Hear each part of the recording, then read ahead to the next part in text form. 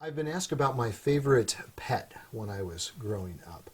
We had a number of dogs in our family. I had a black lab named Ranger. Ranger has kind of a sad story. He got involved with the wrong kind of dogs and they went out and they started killing sheep, which is not something you look for in a dog. And so I remember my father telling me, "We've found a new home for Ranger way, way out in the country." Years later, I realized that my dog Ranger uh, probably had paid the ultimate price for killing sheep and was probably not living a peaceful life out in the country. But later, we had a little dog named Spike, and he was a lot of fun. He was a mutt. But then we had a golden retriever named Champ, and Champ was my favorite of all animals. We also had a couple of cats along the way, one named Hank, one named Jack. Jack was named after Jack Benny, and Hank was named after Hank Aaron, the baseball player.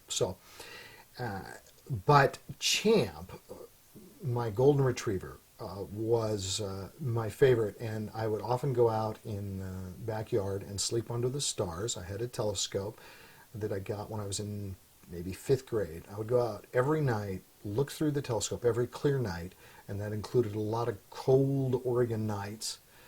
And I would be sleeping my sleeping bag under the stars. I'd watch the shooting stars, the meteorites. I would watch the satellites going overhead.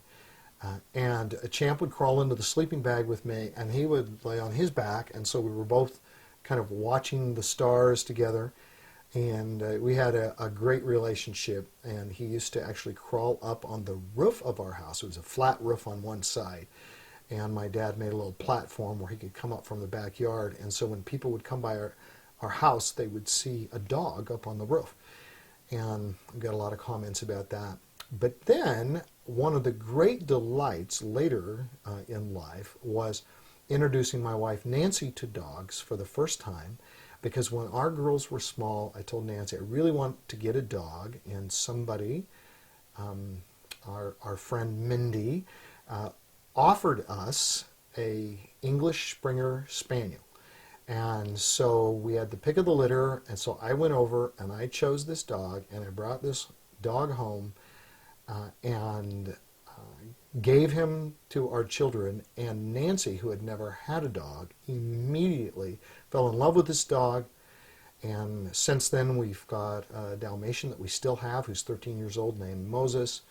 But the English Springer Spaniel we named Champ in honor of the Champ, the golden retriever I had grown up with. And those dogs, all of those dogs, with the possible exception of Ranger, were a great delight to me, and the ones Nancy and I and our family have had together have been a great delight to us. God is so gracious to give us animals. You look in Genesis 1 and 2, and one of the first responsibilities given over, arguably the first responsibility given over to the first man and the first woman, was to care for the animals.